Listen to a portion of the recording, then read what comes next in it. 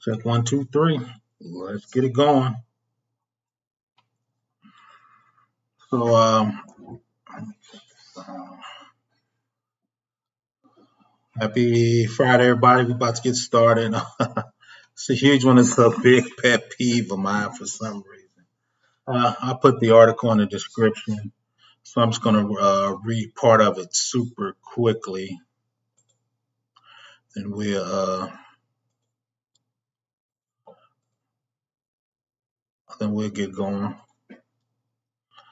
So I think I had it on there. Let me know if everybody can hear me. Well, once again, we're about to get started.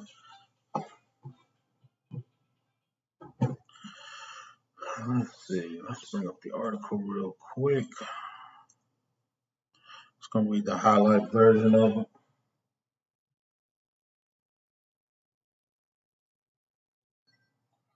Make sure it's showing up on my phone.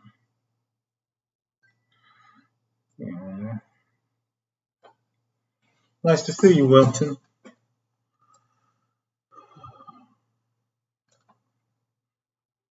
So Microsoft Power Apps misconfigured exposed data for 38 million records.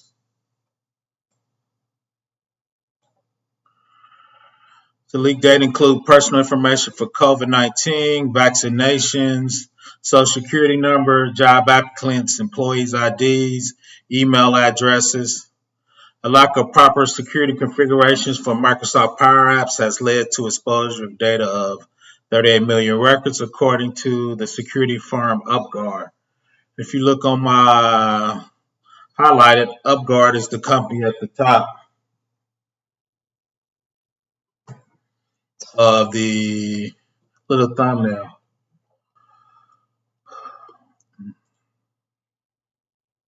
So I put Upguard or Mercenaries. Upguard is a penetration firm. They actually do work. I'm calling it gray hat, and I give a definition of a gray hat. So this firm, Upguard, has products and tools that helps companies do cybersecurity. What's up, JM? I watched today in real life show how the IT labs installed and access points. I watched today. Oh, that's cool. So much good technology. So Gray Hat is a computer hacker, a computer security expert who may sometimes violate laws or typical ethical standards and do not have malicious intent, typically of a black hat hacker. So I'm going to read that one more time. Gray Hat, computer hacker, computer expert who may sometimes violate laws or typical ethical standards.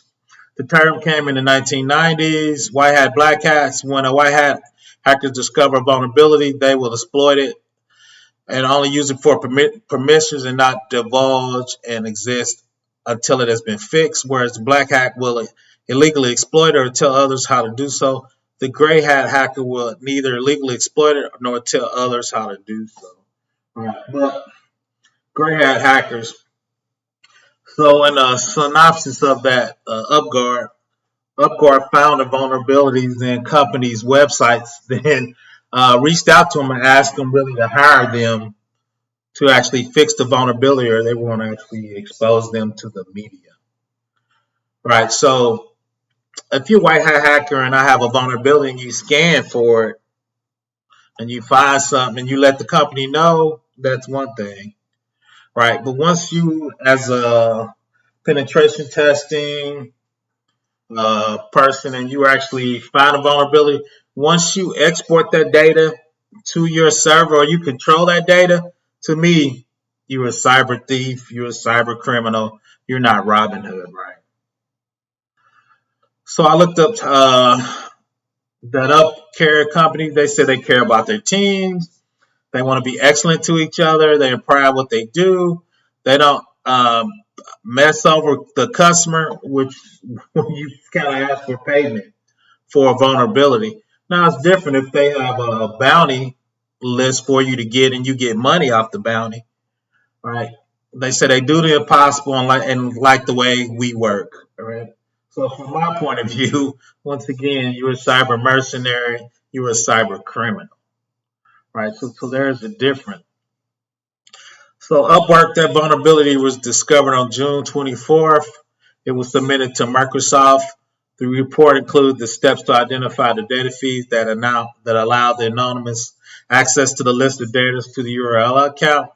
Among examples of sensitive data was the exposed OData API, where the Power Apps protocol used by American government entities to track COVID-19 tracing or vaccination. So one of the first things that got figured out by this CVE and this vulnerability was contract tracing companies had a vulnerability API where they can actually pull the data out the server, right? We're authenticating. Upguard found this out, but instead of reporting it, right, they try to squeeze the company for money. So the question is, if you find a vulnerability and you report it to the company, right, are you cyber Robin Hood if you ask for money, or are you a cyber criminal if you ask for money? Right, so that's going to be the end all be all question. So the crazy part was that vulnerability in Microsoft Power Apps, which was a poorly designed API or website for them, right? These are some of the companies that actually that Upguard actually found a vulnerability on and asked for money. American Airlines, Denton County, Texas, Ford, JB Hunt, Maryland Department of Health, New York City Municipal Transportation, State of Indiana, and Global Payroll Services. So once again, Upguard found the vulnerability. Instead of reporting it to the companies, they reported to the company and asked payment for it like it was a bug bounty, right? So for me, that's definitely an overstep. If you find a vulnerability, once you exfiltrate that data or run a SQL query and pull that data down to your servers, once again, you are a criminal. So this was the Power Apps of Microsoft. I think Microsoft needs to do a little better security review. So it's Power Apps. It's cross-platform. It works on Yammer, different using also Azure Active Directory. But this no code or low code, meaning you can click a couple things, generate your API, generate your GUI, and start, putting an app up and start using it as a company. The weird part about it, I guess what weird is, these are very large companies. So you would think they would have a programming department or somebody to validate their program, or security department that validates the secure coding of your application. These aren't small companies.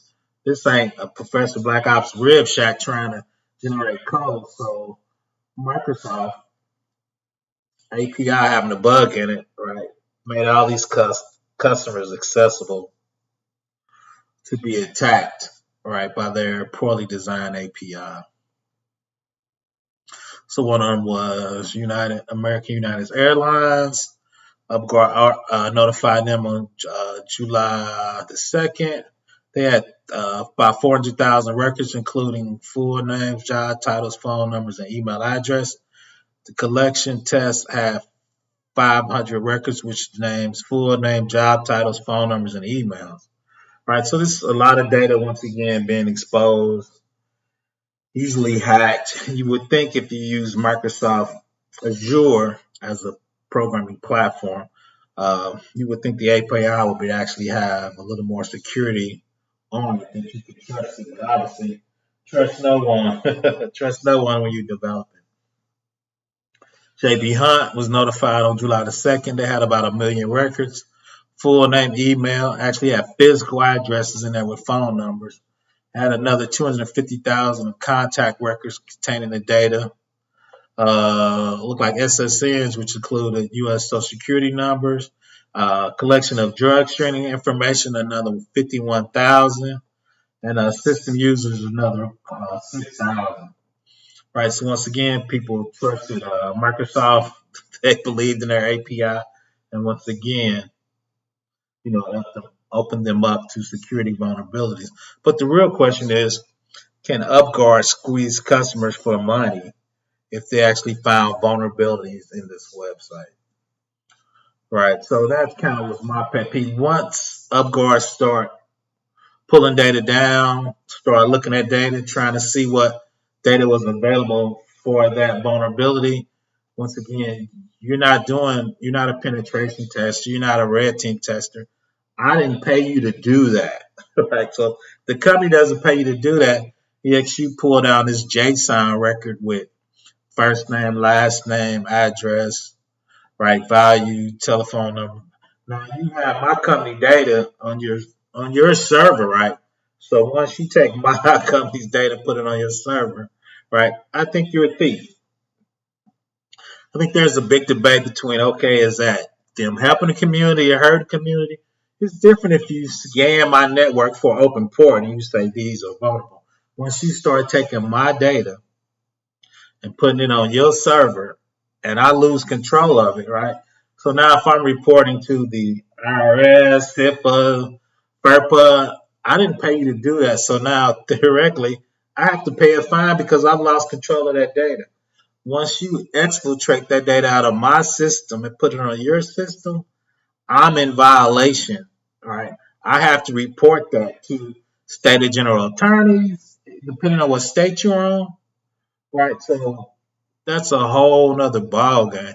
So that's why I put in you're not cyber Robin Hood, you're a cyber thief. Right. As soon as you exfiltrate that data, right, you are a thief. Now here is the standard AWS 3-tier architecture. If you see one where the user is at over there, if you scan that port and you find vulnerabilities or CVEs and you tell me, that's something different, right? You didn't query the database. You didn't take any of my data. You just said, I believe you have a problem. Once you scan that web server port or whatever that is, SSH port, usually it's a port 443 for a web server. As soon as you find that misconfiguration and you query data out of the database in the 3-tier deep into the data center, once again, you are a thief. You're not a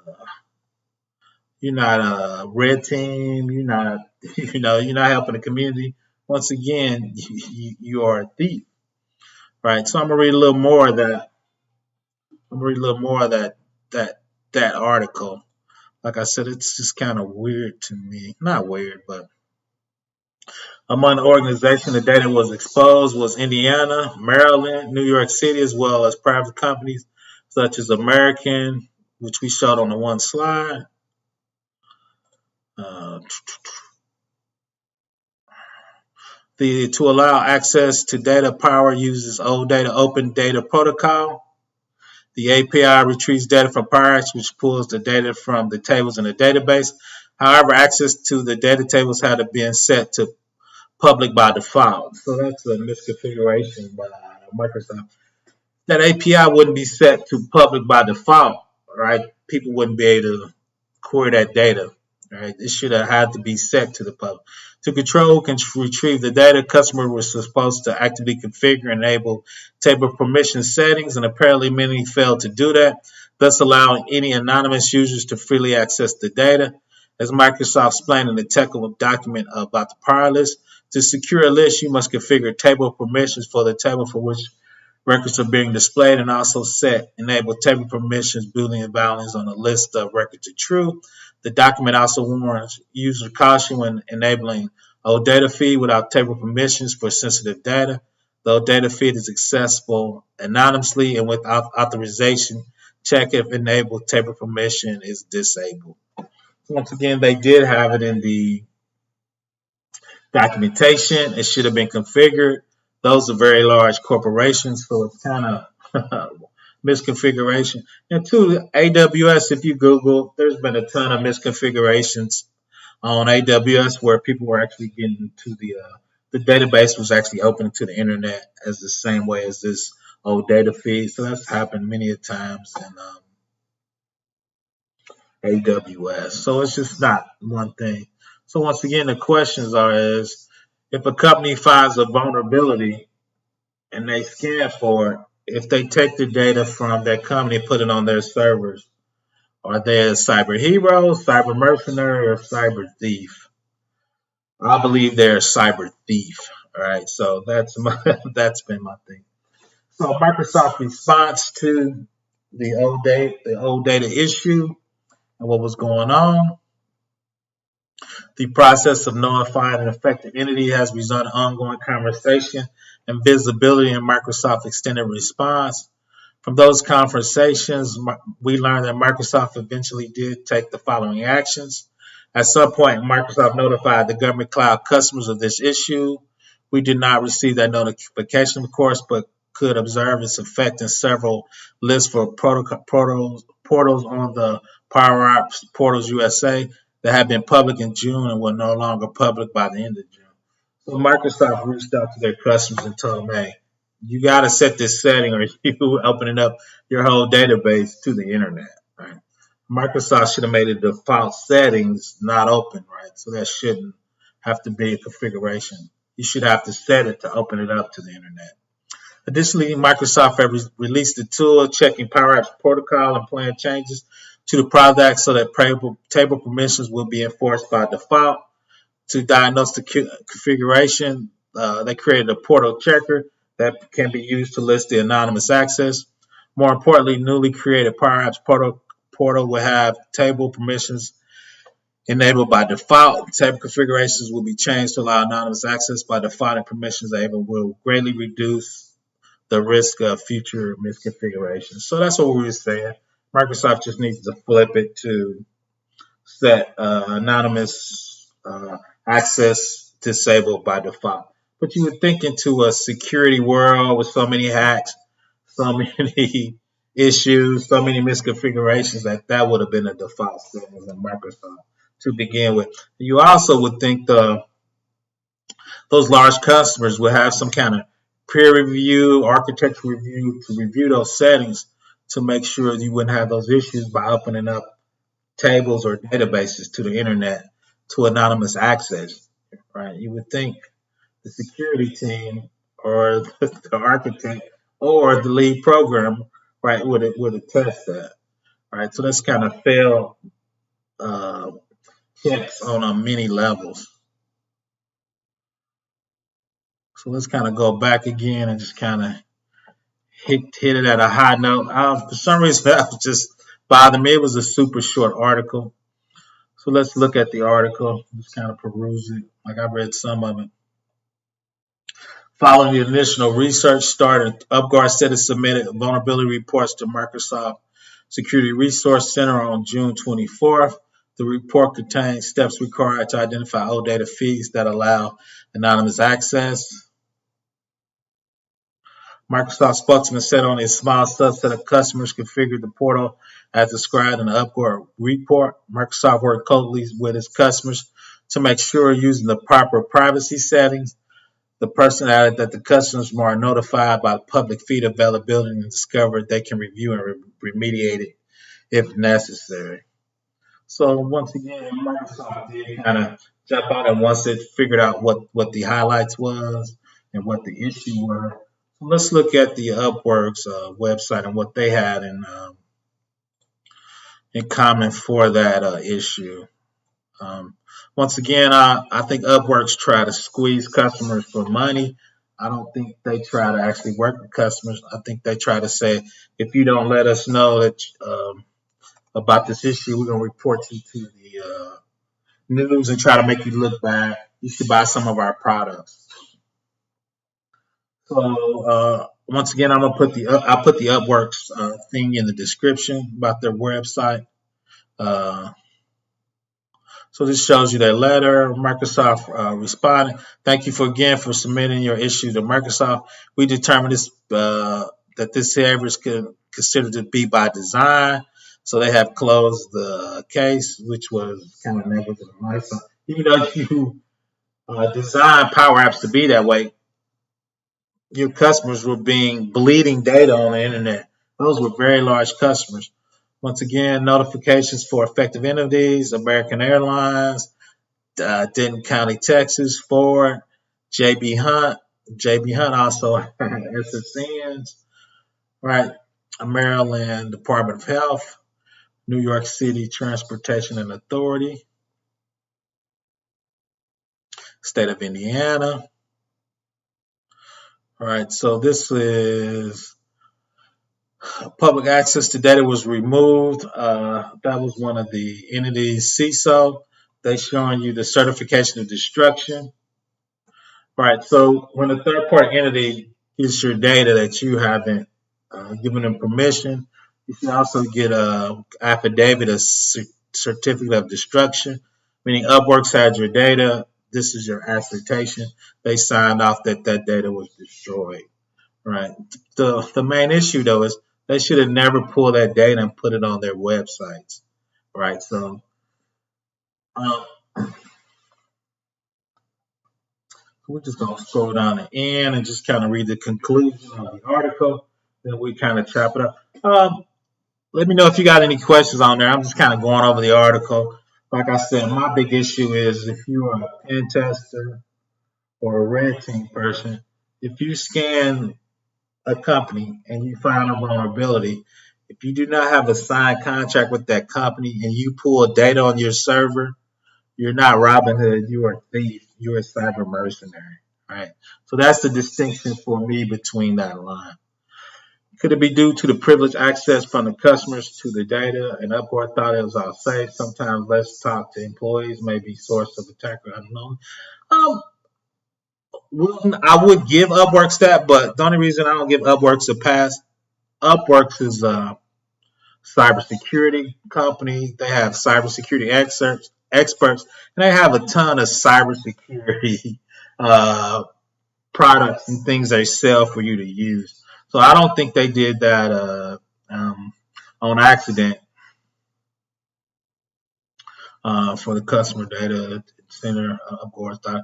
No, I think Upguard knew exactly what they're doing. I think Upguard contacted this company and tried to get a bounty out of each one of those companies, and I think they try to get work out of each one of those companies.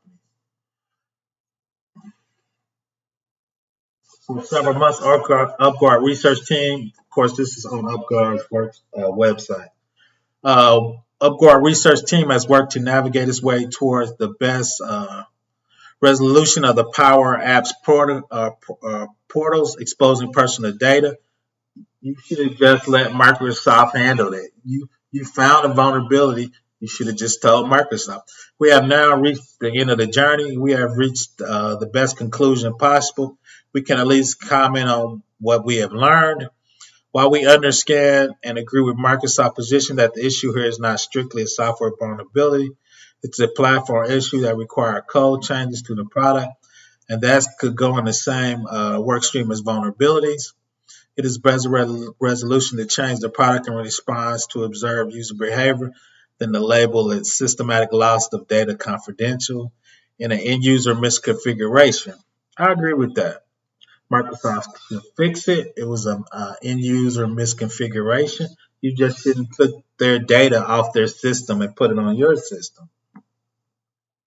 Microsoft's done the best thing they can, which is enable table permission by default and providing tooling to help Power Apps users self-diagnose their protocol. So now they got a tool that you can use. You can scan all your Power Apps and double check them. So all of my clients or smaller clients I work with, I'll probably shoot them an email, make sure they're using Power Apps. They're actually using that tool for compliance and testing to make sure there's Power Apps is configured properly. Another improvement of software is the software operators like Microsoft has improved end user visibility of access logs.